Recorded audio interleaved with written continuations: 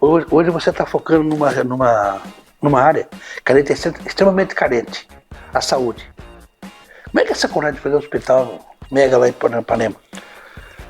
Shibane, assim, para quem talvez não sabe da minha história, o meu pai, infelizmente, na Raposo Tavares, eu perdi meu irmão e minha irmã, né, em 1982, na Raposo Tavares.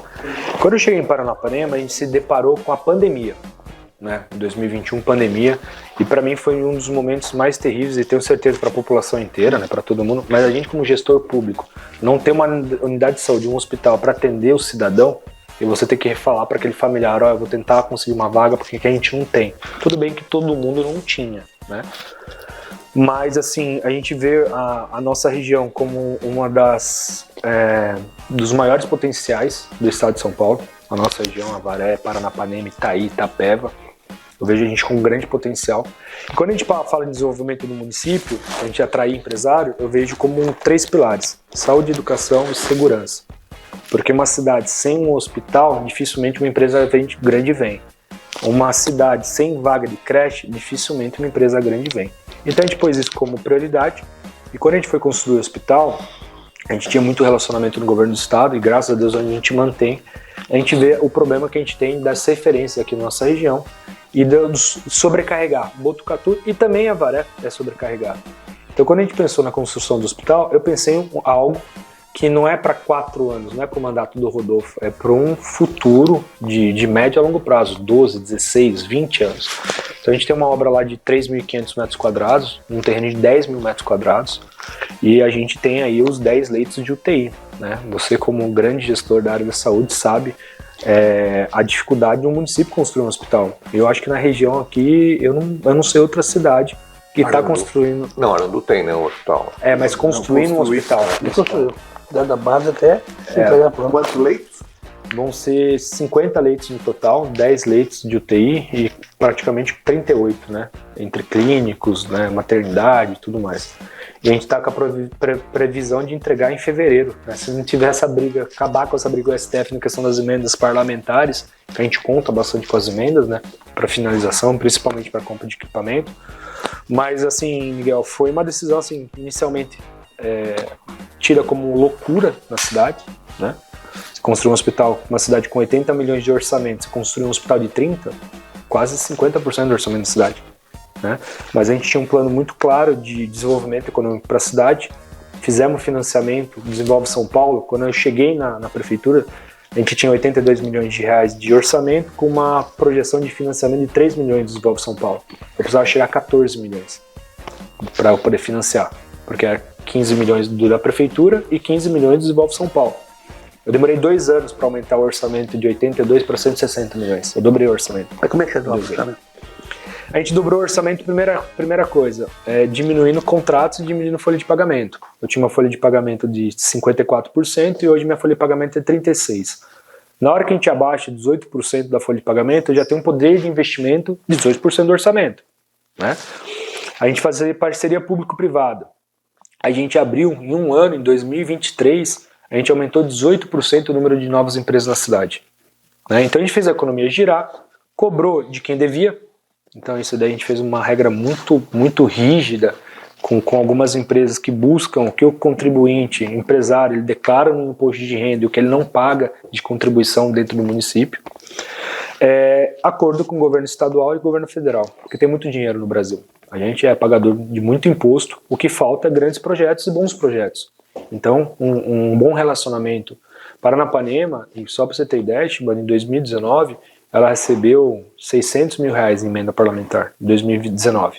Em 2021, que a gente entrou, a gente recebeu 11 milhões, no primeiro ano. 11 milhões.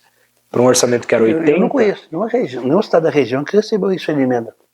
A gente recebe, hoje a gente está recebendo na faixa de 15 milhões. Mas é um grande problema também na parte da saúde. Hoje, nosso teto PABMAC, ele é muito baixo. A gente não tinha toda a regulação dentro do município, questão das IHs. Média e alta complexidade. Então, assim, o município ele tem um teto que ele pode receber de emenda federal. Então, assim, hoje eu tenho, se eu não me engano, 2.800.000 de teto PAP, média e alta complexidade 3.3. Então, assim, eu tenho um teto de quase 6 milhões para poder receber. de emendas parlamentares. Na saúde, né? Na saúde.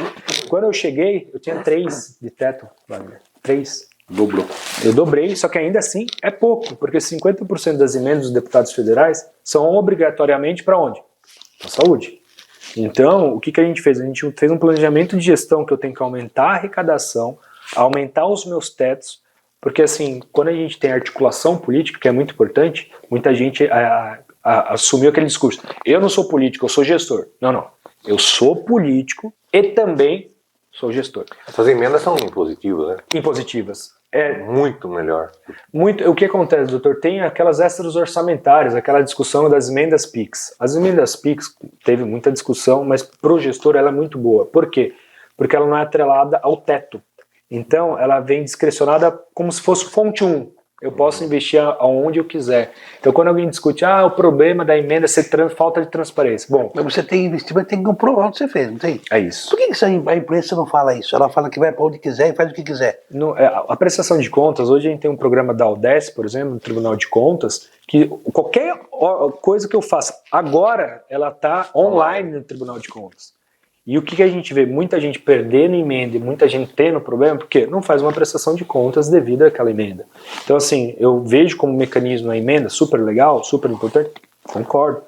Só que a nossa arrecadação vai para a federação, a maior parte, a segunda maior parte para o estado e a menor parte para o município. E as pessoas moram na cidade. Então, eu defendo muito a questão do pacto federativo, de a gente mudar um pouquinho essa regra, porque o prefeito que não tem articulação política, Wagner, ele não recebe nenhum real. De ninguém. Tem que ficar com a caneca na mão, né? Por isso nós defendemos já há muito tempo uma reforma, né, estrutural, principalmente na repartição das receitas tributárias, né? O município é onde todo mundo vive e é a unidade da federação que menos arrecada, como você falou, né? Então haveria necessidade de uma ampla reforma política, administrativa, mas isso é utopia, na minha opinião, hoje não se... Né? Mas voltando à questão das emendas, né? A questão das emendas PIX, eu particularmente, eu entendo que o ministro Dino está correto em suspender as emendas PIX, porque toda emenda parlamentar, mesmo as emendas impositivas, não nas autorizativas, há necessidade de um plano de trabalho, de apresentação de um plano de trabalho, de preenchimento de vários requisitos, e outra coisa que eu acho mais importante, quem que administra, pela estrutura que nós temos da Constituição, quem que é encarregado de administrar o recurso público? É o Poder Executivo. Quando eu dou essa caneta para o legislador, na minha opinião, eu estou ofendendo a separação dos poderes. Porque o que é a emenda PIX? O deputado vai lá, faz a emenda, não depende do gestor. Automaticamente o dinheiro vem para o prefeito.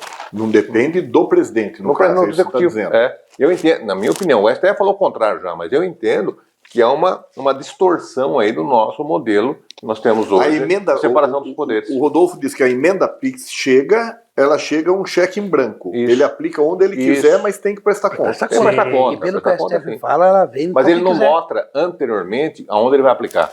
Então, mas você faz o plano de trabalho, depois você não pode aplicar. Ele manda o plano de trabalho para fazer uma creche.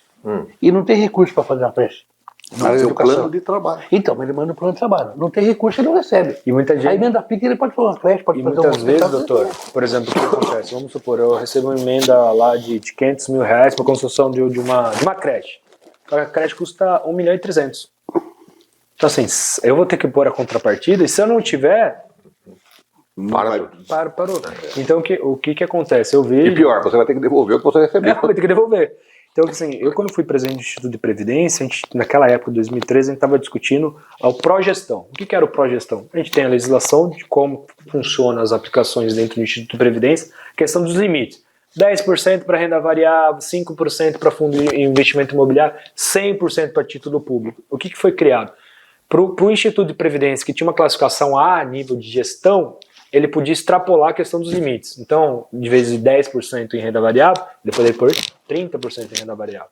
E eu defendo que dentro da administração, o bom gestor, ele também tem que ser, não assim, parabenizado, porque ser bom gestor, isso daí é prerrogativa, obrigação, é obrigação. Só que assim, os limites, para a prefeitura que não tem um poder de gestão, ela tem que ter um limite diferenciado. Para um cara que tem uma gestão efetiva, ele tem que ter uma liberdade no orçamento, lógico, respeitando todas as leis, Tribunal de Contas, mas a gente fica engessado, que nem a Guarda Municipal que a gente falou. A prerrogativa da segurança é de quem? É do Estado. Mas assim, como a gente tem deficiências de policial civil, de policial militar, a gente cria a Guarda Municipal. Mas eu criei um ônus para a prefeitura. Sim. Porque essa folha de pagamento, quem vai pagar é a prefeitura. Deveria ser o Estado. Deveria Você ser o não tem Estado. ajuda nenhuma do Ministério da Segurança Pública lá? Não, a gente está tendo, por exemplo, ajuda dos deputados federais e do secretário de Estado, que está via emenda que vai para a Secretaria de Segurança Pública, que compra meu armamento, que compra minha viatura, que compra meu colete. Mas, se eu não tivesse uma articulação política para mandar o dinheiro lá de cima para o Estado me dar, nada. É tudo Não prerrogativa vem da para o município. Não. Então o que acontece? É isso que nessas discussões, quando a gente vê uma discussão a nível federal que fala, vou mudar o teto disso. Não, tá tudo bem, a gente também quer pagar mais. A gente como gestor, quando a gente vê um problema, a gente quer resolver o problema. A gente é o que mais quer resolver o problema. E quanto mais a gente puder pagar para o nosso servidor, para o nosso colaborador, a gente também quer fazer. Só que não dá para mudar a regra lá em cima e jogar a regra para aqui embaixo. Entendi. Da onde vem esse dinheiro? É Pra o onde vai caso que tirar? você teve com os Certo, enfermeiros, enfermeiros. não foi? Sim. Mudaram lá e falaram assim, ó, tem que pagar Você isso. cumpre. E daí você tira o dinheiro. A gente tem uma provisão orçamentária que a gente montou um ano antes. Aí vem essa regra e muda, tá bom. Da onde nós tiramos? Porque lá na nossa prefeitura, por exemplo, de Paranapanema, a gente trabalha com planejamento. Então tudo que a gente for fazer, a gente sabe que tem um começo, um meio e um fim. E a maior dificuldade das coisas não é construir, é você manter. Né? Porque um hospital de 30 milhões ele vai custar 30 milhões para construir, 30 milhões para equipar e 30 milhões para manter. E tanto por mês depois. É um para um. Então, quando a gente pega um orçamento de 80 milhões e vai para um orçamento de 204, aonde que está esse dinheiro? Na cidade. Né? Você entrega uniforme, você entrega tablet, você dá transporte 100% para o universitário, você emprega jovens, você constrói o hospital, você cria a guarda. Então, assim, meu orçamento hoje custa 200 milhões. Hoje, qualquer prefeito que sentar na cidade, ele já tem que ter a prerrogativa que ele tem que conseguir 15 milhões Você está ferrando com a minha região, ferrando com o próximo prefeito de Paranapanema, né? Na verdade, assim, eu tô fazendo o cara pensar que tem que trabalhar. Porque, assim, o cara que sentar lá, ele vai... Ué? O cara que sentar lá, ele tem que... Para manter o Porque mesmo se você padrão vai se ser você difícil. botar o Zé Promessa agora lá, Se não tem uma articulação política que você tem, Sim. ele não vai conseguir. Não?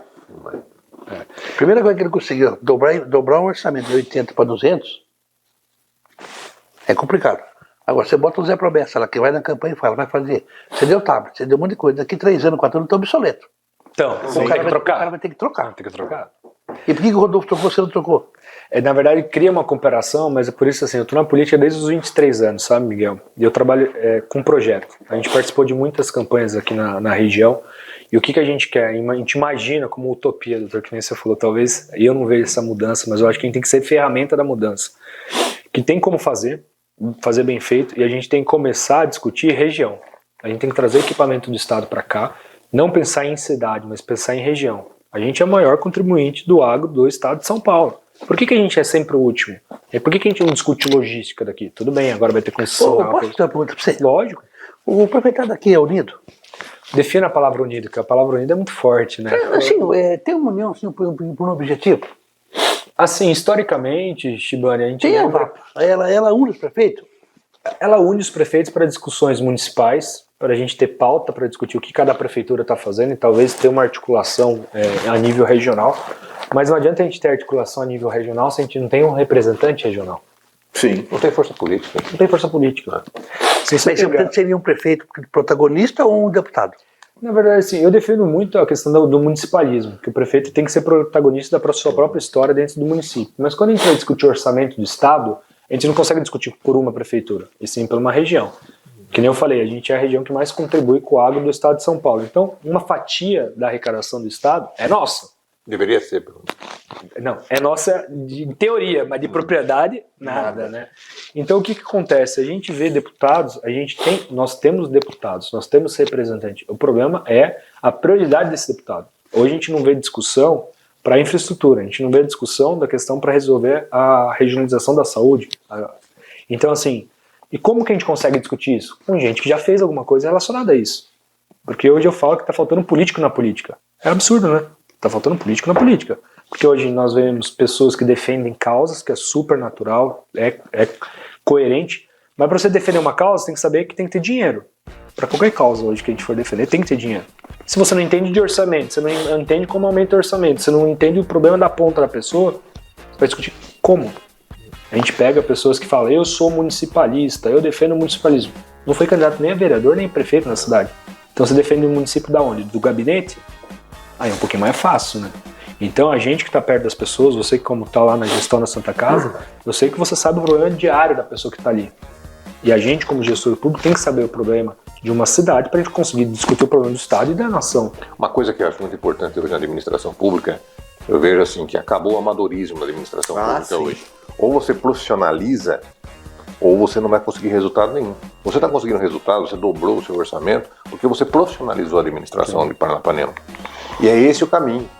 Não tem jeito, aquele negócio de simplesmente acomodar os apadrinhados, os amigos, porque é companheiro de campanha, isso, aquilo. Isso acabou. Você pode até acomodar num cargo ou outro menos expressivo, mas nos cargos chaves, naqueles pontos mais importantes para o município, principalmente na questão da arrecadação e na questão do gasto. Falando Secretaria, por exemplo, de Finanças, né, tributação. Nesses pontos chaves você tem que profissionalizar, senão a coisa não funciona. Nós voltamos no meio da conversa. O cara que é um gestor excelente no privado, tem um patrimônio grande, ele tem receita para a prefeitura e o Tribunal de Contas pega ele amanhã, mesmo que não faça nada errado, pega. Pega. Concorda comigo? Concordo. Aí vem um Zé Promessa lá de Tatuí, ninguém conhece ele, como é que ele foi prefeito? Essa que é a briga minha, porque entender como é que você convence o povo a acreditar que você vai fazer uma coisa. O povo está cansado da mesmice. Tá cansado, tá. Ele é o novo. Você olha a cidade nossa, que você pega uma cidade de 65 mil eleitores e tem quase 25 mil de extensão. Não, é absurdo. O que a gente fez, meu, que foi até engraçado, todo mundo fala, viu, você tá chegando agora, você não sabe como é que é a política aqui. Então, você tem que falar isso para as pessoas, porque aqui você não sabe como é que funciona. Tá. Perfeito, mas vou voltar da história. Como? Não mentindo. Não mentindo. Sim é sim, não é não. Vamos estudar. O povo tá cansado, né? Ser direto. Porque a impressão que eu tenho de Paranapanema, assim, eu posso estar errado, tá? É que você tem duas formas de pensar. Tem a turma da cooperativa da Olambra, o campo de Olambra, que o pessoal está mais tecnologicamente mais evoluído, pensa em gestão muito mais aprimorada, e tem o pessoal mais humilde que confia ainda no político. Sim. Então eu não sei como é que foi a entrada sua ali. Não, na verdade, assim, eu vejo a cooperativa de Olambra como assim um case, né, de cooperativismo, de modelo de sucesso e tal, mas a cooperativa de Olambra também, ela não utilizava do poder público, porque ela não confiava no poder público. Então o que a gente fez no começo? Primeiro, criar credibilidade para a prefeitura, porque a prefeitura é uma instituição que, se tiver credibilidade, o empresariado vem ajudar. E quando a gente tem um investimento privado junto com o público, eu diminuo o tempo, eu diminuo o investimento, o valor, porque o privado, para eu fazer uma licitação, é que muita gente não entende. Aqui você falou do Tribunal de Contas, eu fui denunciado no Ministério Público, Wagner. No próximo bloco, você vai contar essa história. Pessoal, aguarde e voltaremos já.